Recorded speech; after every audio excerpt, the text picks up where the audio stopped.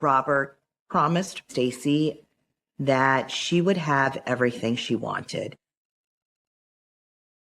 He's a good-looking guy, well-educated. They made each other laugh. She was happy, so I was happy.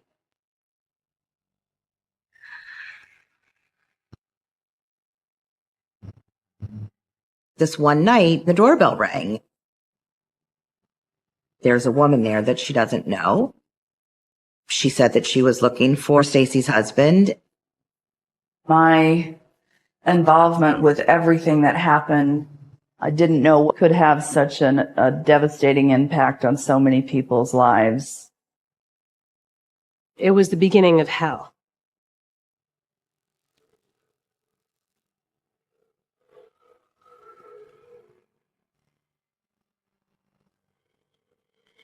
Denver 911, what is the address? Oh my God, I need help. Please help me. Please. Okay, help is on the way, sir. Please, baby. Please, please, please, please. Please help me.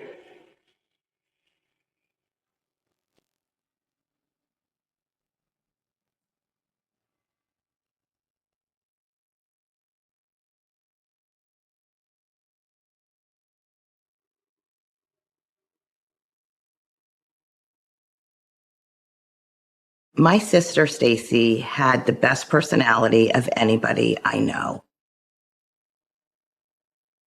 She was the life of the party. She just really wanted to have fun. Funny is an understatement.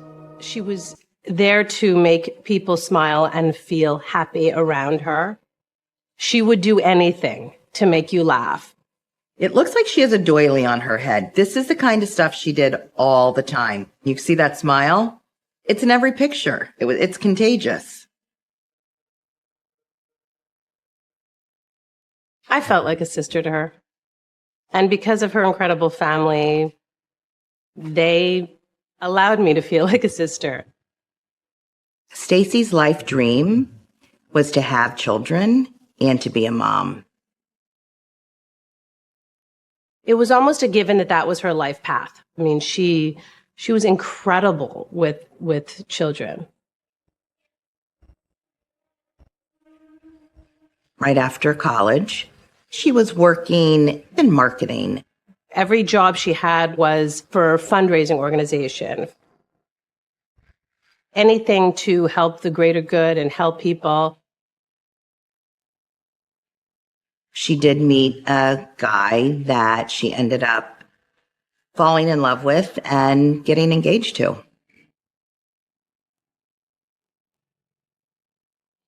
He was a wonderful man, and as the wedding date got closer, it was clear that something wasn't right, and that wedding got canceled.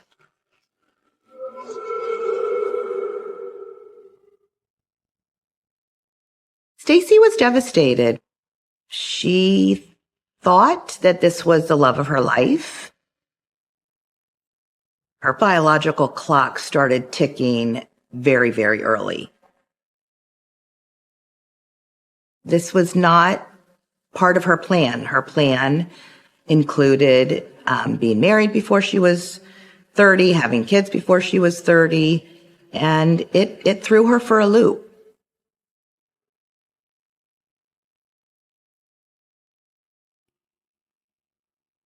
She needed to change the scenery. And wouldn't it be fun to move to Boston and take care of her niece? And she became our nanny. And it was magical.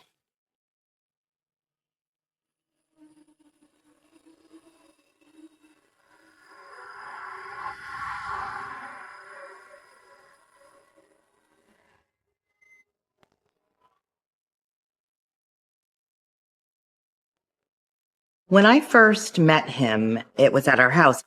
He was coming to pick her up for a date. He was very charming, very likable, and seemed to be enamored of her. On paper, He looked great. He's a good-looking guy, well-educated. They made each other laugh. She had high hopes for a change. I think she really loved the idea. She met him at the right time in her life, so. They went to Boston on their first date and drove around looking for a parking meter. And he had this little trick that will jimmy the parking meter so that you don't have to put money in it. And Stacy thought, wow, isn't that kind of cool? And I thought, I don't think that's cool at all. I think that's stealing. I didn't like that. And that was their very first date.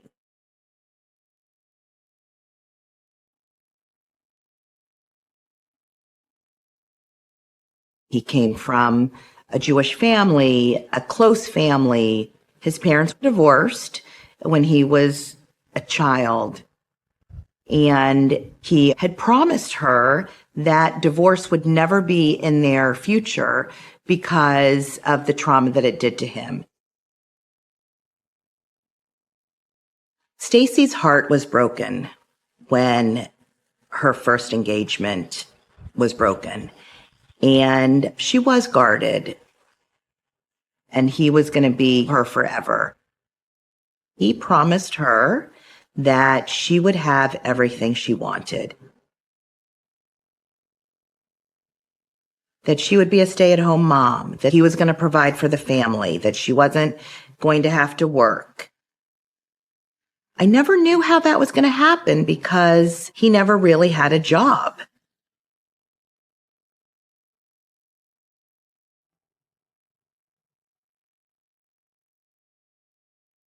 He was a bit of a scammer. He always had ways of scamming the system. One of the things he did while he was in Boston, I'll never forget this. He went to an electronics store and took the electronic out of the box, filled the box with heavy bricks, and returned the box, got his money back. He did seem like a freeloader. I wasn't sure about his motivation to find something to support a family, so I was a little bit concerned. Looking back on it, the red flags were there.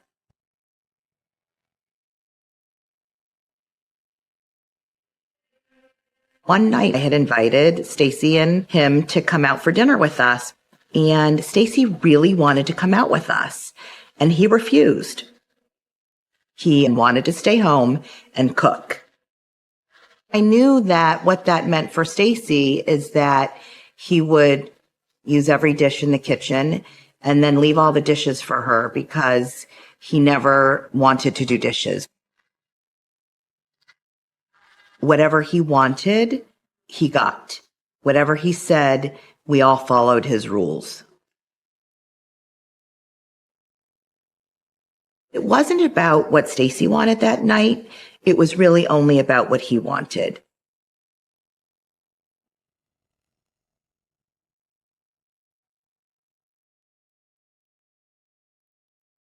They decided they would move to Denver, Colorado.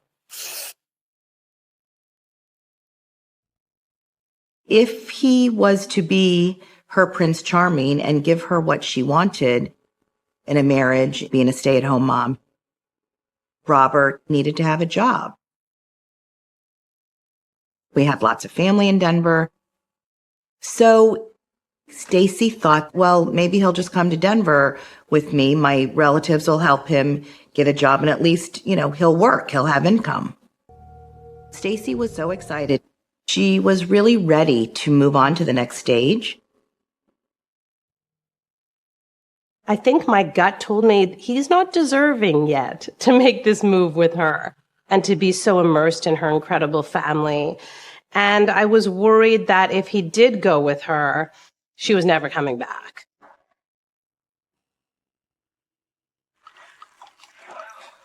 About a week before they were set to move, she and I went out for dinner together. And this is probably the one and only time I ever put myself out there like this with her.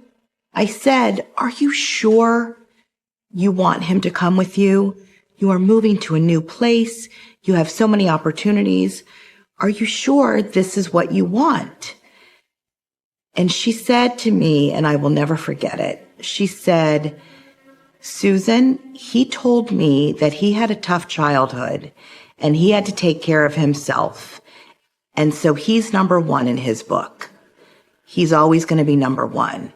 And I said, "Stacy, is that the kind of person that you want to marry?" And she said the typical classic textbook response: "He will change for me."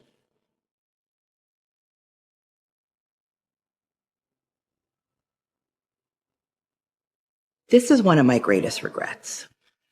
I think this is one of all of our greatest regrets, is that we didn't know what was happening. We didn't put it all together. Denver 911. What's your address? Please help me!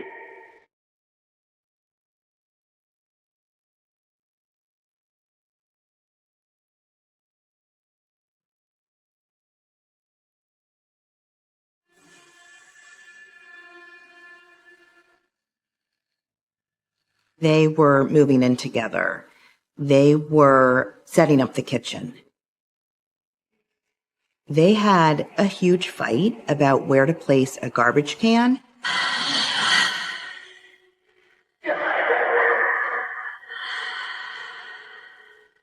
He made it clear how he wanted things and how they were going to be. Stacy had a mind of her own. She spoke back, but he wanted things a certain way. When he wanted something, he wanted them his way. Stacy actually ended up leaving him and moving into my parents' house. Robert apologized and promised it won't happen again. I was hopeful that this was it, but it was maybe a few days. And then they got back together. Stacy was just too invested at that point and was looking for her happily ever after.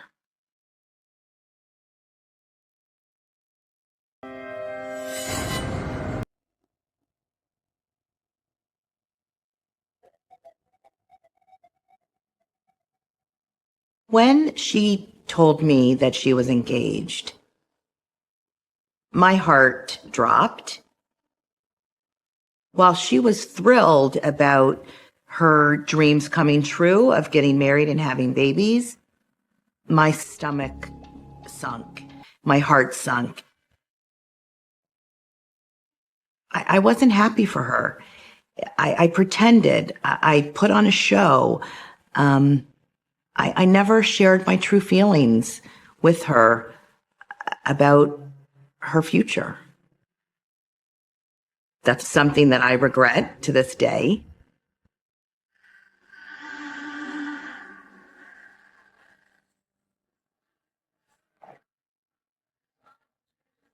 So it was a lovely wedding, and it coincided with the Oscar Awards that were broadcast around. It was around the same time. He had a really great speech.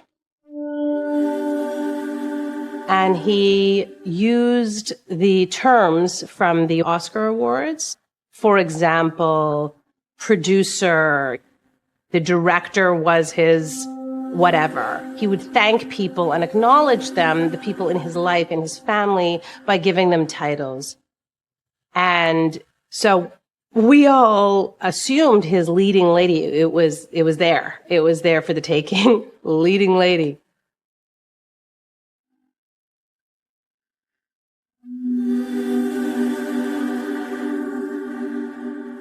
It never happened. He never mentioned Stacy. It was devastating. It was embarrassing. She was mortified. Directly affected her, and that was, it was sad. It's a hard way to start.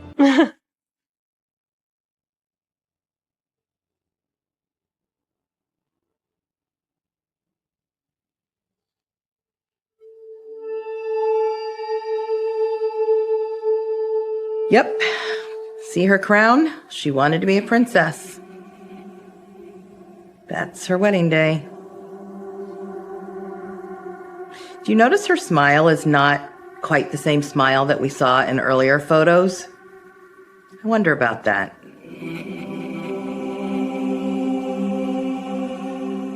They got married in March, so the following June they had their daughter. Beautiful girl, and within 2 years of that, they had their son. Becoming a mom was her greatest joy, and she was the best mother ever. Stacy stopped working and started living a life that she always dreamt of.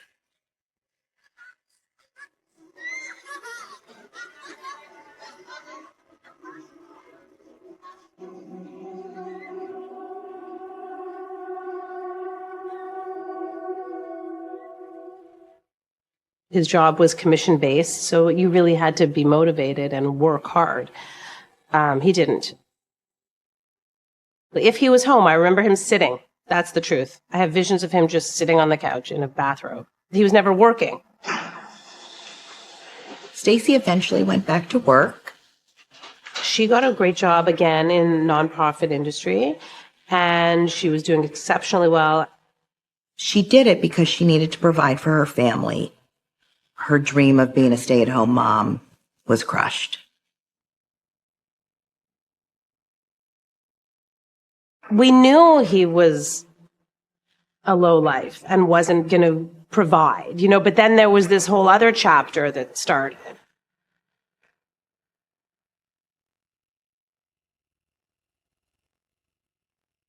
A girlfriend and I went down to Denver to celebrate my birthday. And the day we got there, we needed to use her computer. So we went to their family computer. We sort of just moved the mouse. And we were immediately faced with the open page of a dating app. Jan called me right away and said she saw a dating website and that Stacy's husband had a profile. At first we were confused, and then we saw that there was correspondence, and whereas we were told that he had a meeting that night and he wasn't coming home for dinner, he in fact had a date that evening. I was shocked. I was scared. I didn't understand how it was open on their family computer, and I didn't know what to do. I was really upset. I was very upset. At that moment, we did nothing. We didn't tell her. Neither of us knew what to do. We did nothing. If we had to do it over again, I would have done it differently. What if she turned on us? What if she alienated us?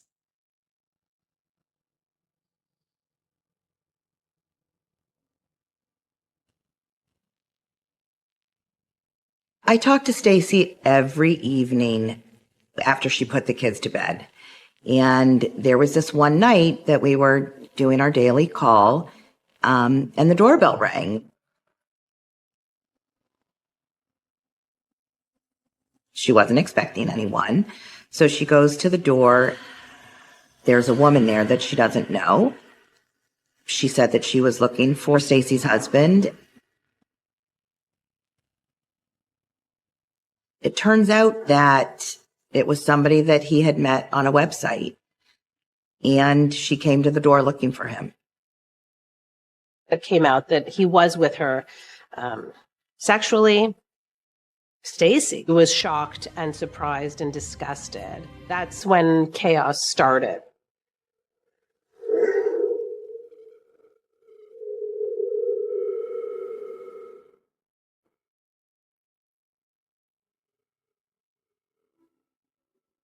Stacy confided in me that she had found out about her husband's affair.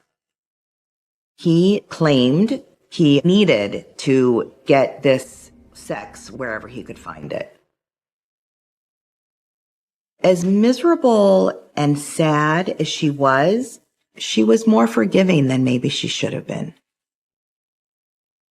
I talked to her about it, and she point blank said, I don't want to be a single mom. I don't think our society is supportive of single moms. I think she felt shame in the situation that she was in. She didn't have any friends that were divorced. She insisted that they seek therapy. And he would start at her insistence, and he wouldn't finish. He wouldn't continue to go. There would always be an excuse. He didn't like the person. He didn't need the help. He was making excuses for himself, but it was mean. It was hurtful. He told her that he needed her to lose weight so that he could be attracted to her again. How he spoke to her, it was shocking. He was rude. He was mean. I couldn't believe it. They tried every avenue. Nothing worked. Nothing helped. And it didn't stop. We talked about her leaving him. I talked to her about what she wanted to do about that. And we had made a plan that she was going to leave. But he said to her, I will never divorce you. I will never let you divorce me because I am a product of a broken marriage, and I will not do that to my children. She was crying and crying and crying. And I was listening to her. I wasn't saying a lot. I was just listening to her. And I had this thought. And I said to myself, if she ends up dead, it's because he's going to kill her.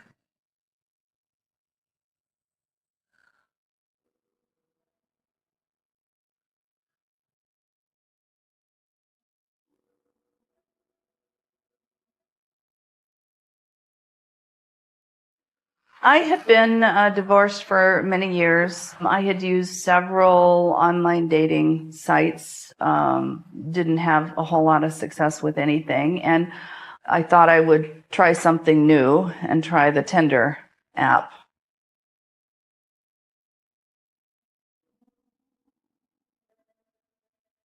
His profile picture, he had a big smile on his face.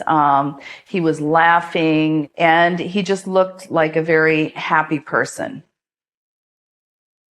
So that's what drew me to his photograph. And so I swiped right on Bob.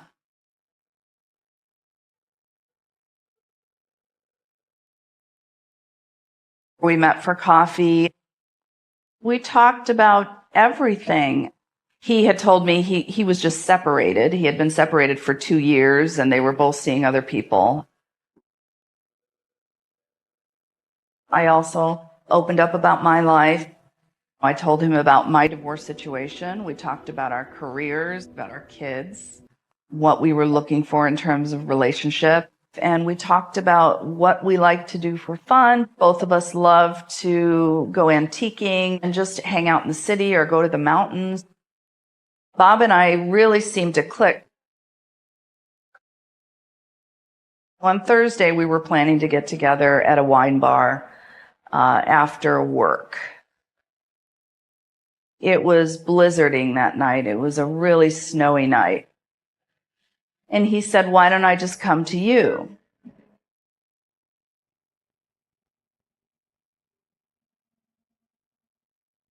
That evening, I asked a lot of questions about his situation with his wife, he had explained to me that the reason that he separated from her was because she was an absentee mother. Bob had said, I'm always taking the kids skiing into the mountains and camping, and she's really not involved. And I didn't sign up for that. I thought, Bob must be a really dedicated father.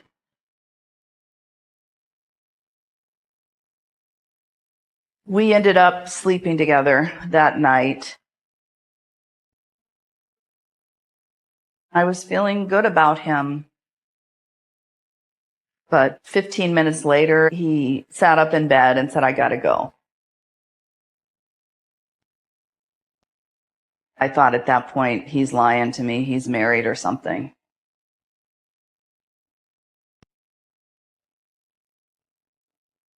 From then, I started Googling Bob Wolf, and nothing came up. So at that point, I decided to do a reverse lookup on the phone number he gave me. I found a LinkedIn profile, and it had a big picture of him. It said Robert W. Feldman.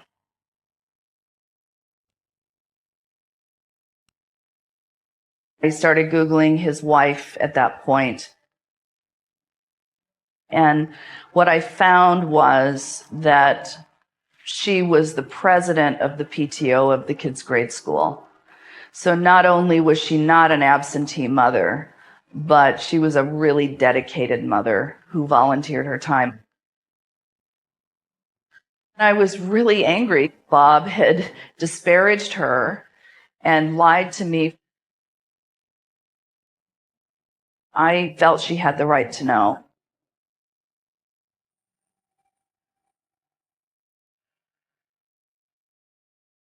I wrote her an email and I said, Stacy, you don't know me, but I'm trying to find out if you and Bob are separated.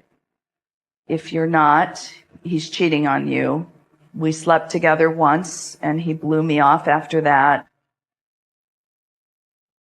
She wrote back at 8:30 and said, no, we are not separated. I'm done with him now. I've had it. I said, are you going to be okay? And she said, I have a really supportive family and lots of friends. I'll be fine. But I really do appreciate you reaching out. It was a good conversation. It was, I was feeling like I had done the right thing. I didn't know it could have such a devastating impact on so many people's lives.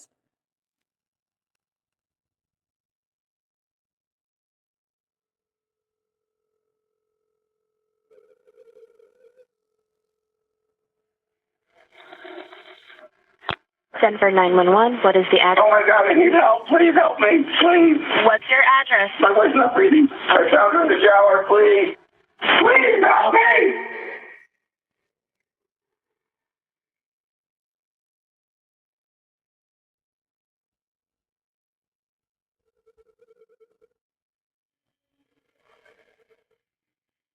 I'm sending help out to you, sir. I'm going to give you some instructions, okay, before they get there. Are you with your wife now? Yes. Is she awake? No. I found her in the shower. Please. Okay. Is she breathing?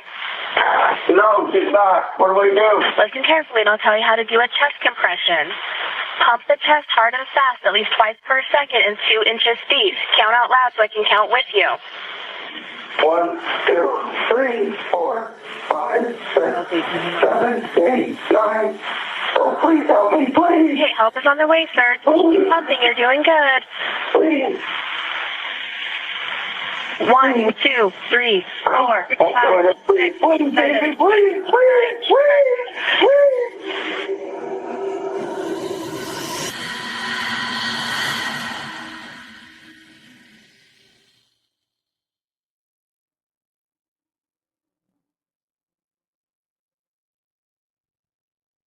I was getting ready to go out and the phone rang and one of my kids answered the phone and said, Grandpa's on the phone. So I get on the phone and my dad says, Stacy's dead. And I said, what? And he said, Stacy's dead. I screamed. I broke into tears. I sort of felt like I was up in the clouds looking in, and that this really wasn't happening. I remember my 11-year-old daughter holding me while I was screaming. I don't remember much.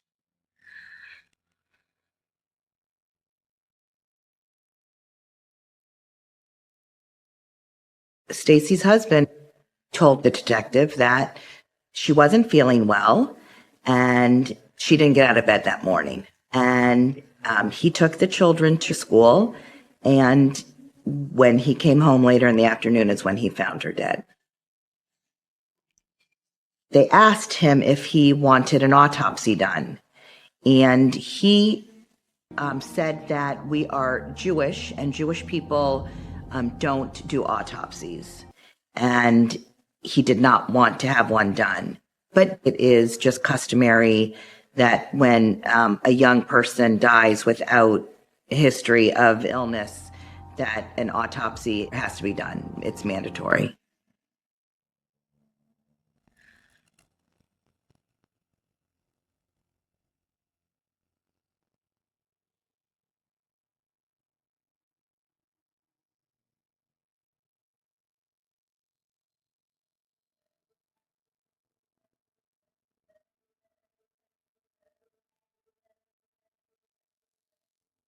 I had had another bad internet date, didn't go well.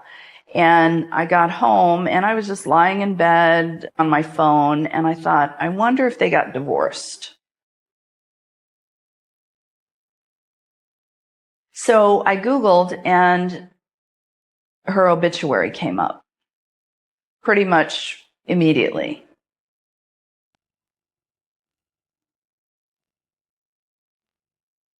Oh, my stomach just turned. I looked at the date of her death and I realized that that was around the time I spoke to her. And so I went and looked at my email to her and I realized it was the same day.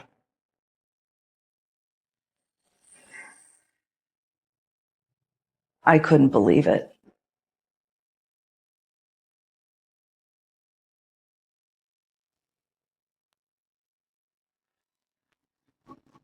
I looked up the number for Denver Homicide, and they were very interested in what I had to say. I told him the whole story. He told me in the interview that the medical examiner had ruled her death undetermined.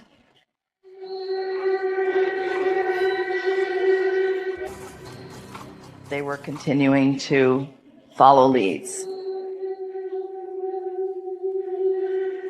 I'm a researcher, and when the detective told me that the cause of death was undetermined, I wanted to see it for myself.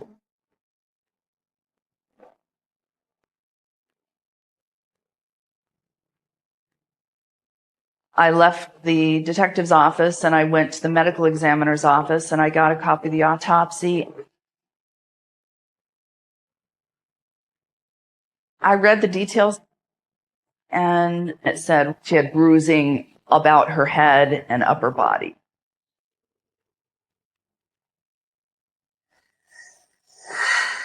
She was found with her tongue clenched between her teeth. I knew from reading it that something very wrong had happened.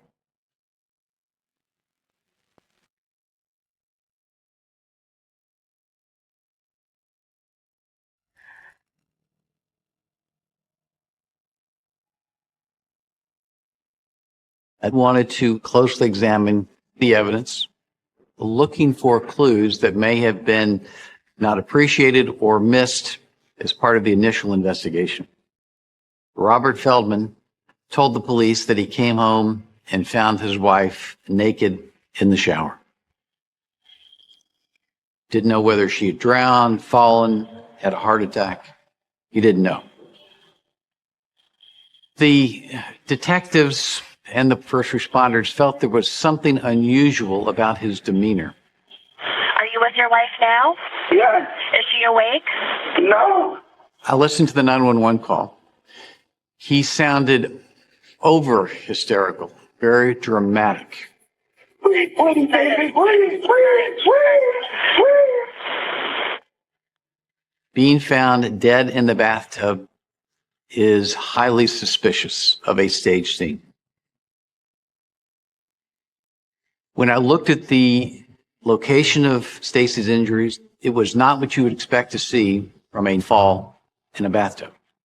Too many, way too many. There were, we call them pattern imprints, pattern abrasions, which tells me that when those injuries were sustained, she was clothed. Yet she is found naked in the bathtub. When I analyzed the photographs from the bathroom, I saw an imprint of some sort. That is what you expect to see with the sole of a shoe. Why would your boots be inside of the bathtub? The only reason is if you were trying to pull someone into the tub. She had injuries to her eyes from increased pressure that you see during strangulation, more than 50 in each eye. She had bruises on the arms, consistent with her arms being held down while she's being assaulted. This was, in fact, death from strangulation or suffocation. It was clear to me that, one, this was a staged crime scene, and two, that Stacy Feldman had been murdered.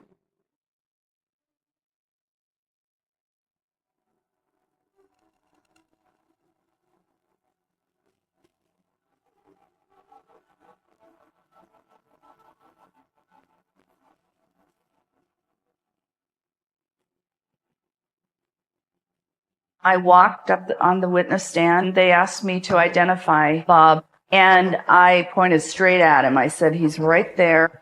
And I looked him right in the eye, and he just stared at me, a very blank stare. There was no emotion, no nothing.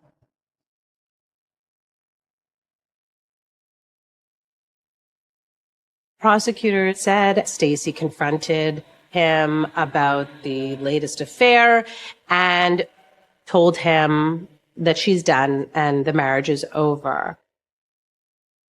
It's one thing to react and get upset.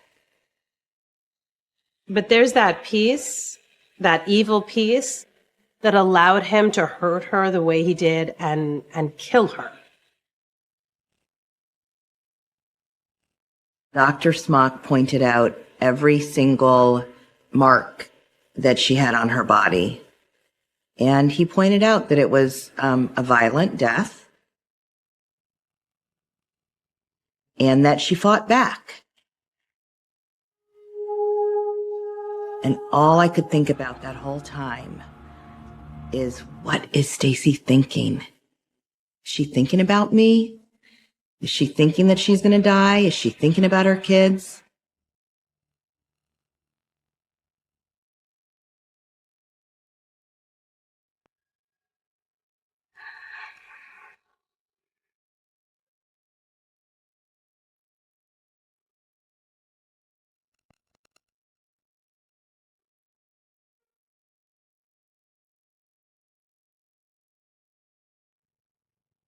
I had no idea how I managed those 7 years between him killing her and hit the verdict, because of delays that his lawyer was able to get for him, because of financial delays, because of COVID.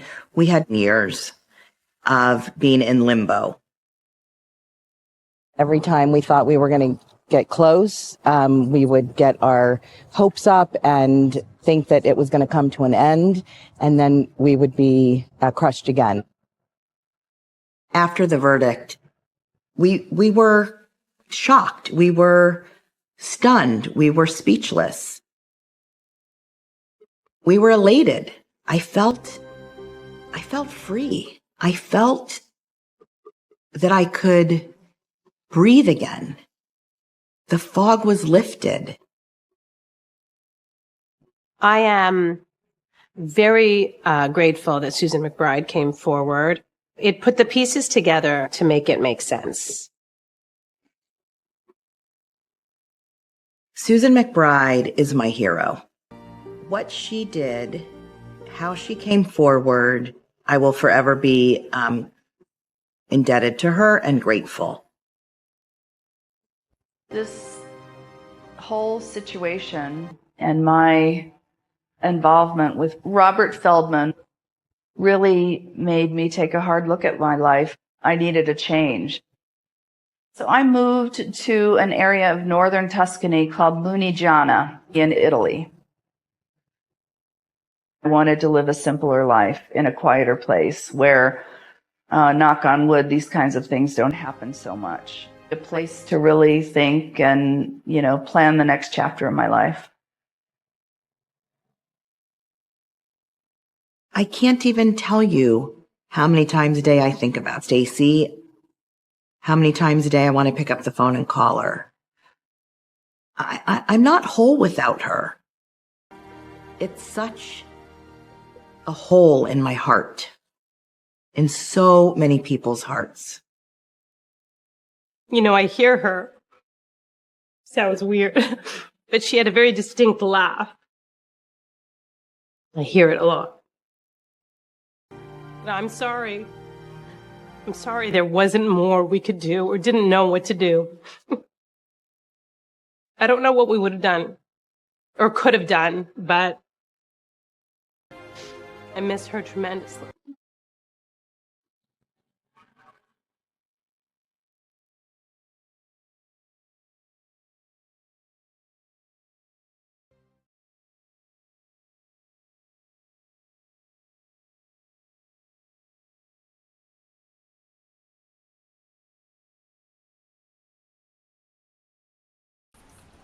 All right, guys, thank you very much for coming today. I have called you for a very special thing. We have an event day after tomorrow, and Khushi, you will make the necessary arrangements. Khushi, Yeah, sure, sir. you seem a bit off today. Everything is good, sir. Don't worry, I will do. All right, I am counting on you. All the very best.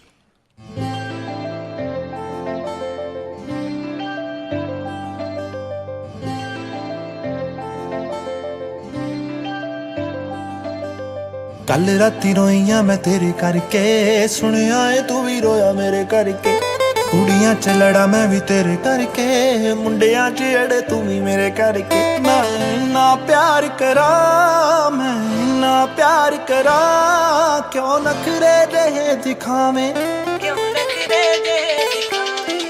ਇੰਨਾ ਨਾ ਸਤਾਇਆ ਕਰ ਮੈਨੂੰ ਮੇਰੀ ਜਾਨ ਨਿਕਲ ਨਾ ਜਾਵੇ ਮੈਂ ਜਦ ਵੀ ਕੁਝ ਬੋਲਾਂ ਤੇਰਾ ਨਾਮ ਬੁਲਾ ਤੇ ਆਵੇ ਨਾ ਨਾ ਨਾ ਨਾ ਨਾ ਨਾ ਨਾ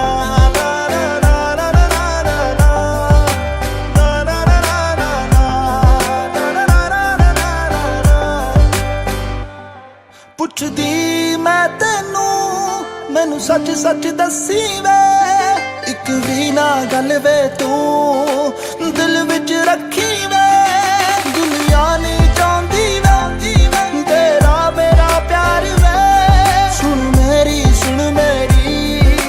ਸੁਣ ਲੈ ਯਾਰ ਵੇ ਨਹੀਂ ਸੋਹਣਾ ਲੱਗਦਾ ਏ ਹੈ ਜਦੋਂ ਵੀ ਲੜਦਾ ਏ ਜਦ ਵੀ ਕਿਸੇ ਨਾਲ ਗੱਲ ਕਰਾਂ ਮੈਨੂੰ ਪਤਾ ਵੇਖ ਕੇ ਸੜਦਾ ਏ ਰਾਜ ਤੂੰ ਹਰ ਵਾਰੀ ਹੋਏ ਰਾਜ ਤੂੰ ਹਰ ਵਾਰੀ ਲਾਰੇ ਲਾਵੇਂ ਇੰਨਾ ਨਾ ਸਤਾਇਆ ਕਰ ਮੈਨੂੰ ਮੇਰੀ ਜਾਨ ਨਿਕਲ ਨਾ ਜਾਵੇ ਮੈਂ ਜਦ ਵੀ ਕੁਝ ਬੋਲਾਂ ਤੇਰਾ ਨਾਮ ਬੁਲਾ ਤੇ ਆਵੇ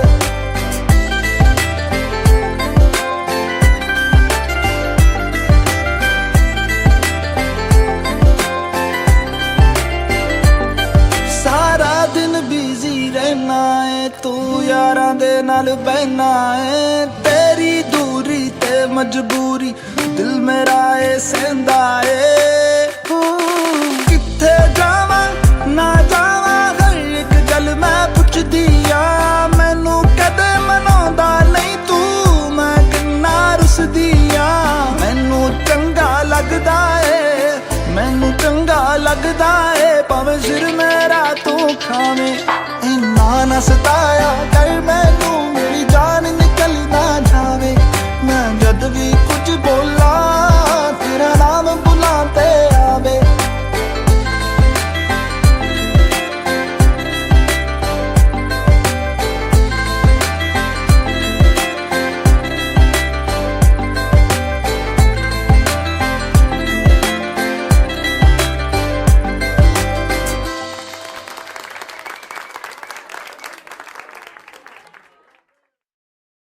हे गाइस, तो अभी आपने हमारा दुनिया सॉन्ग देखा, सो प्लीज कमेंट करके बताना कि आपको सॉन्ग कैसा लगा। एंड हाँ, वीडियो को लाइक करना, जाने से पहले रिपल म्यूजिक स्टूडियोज के चैनल को सब्सक्राइब कर लेना।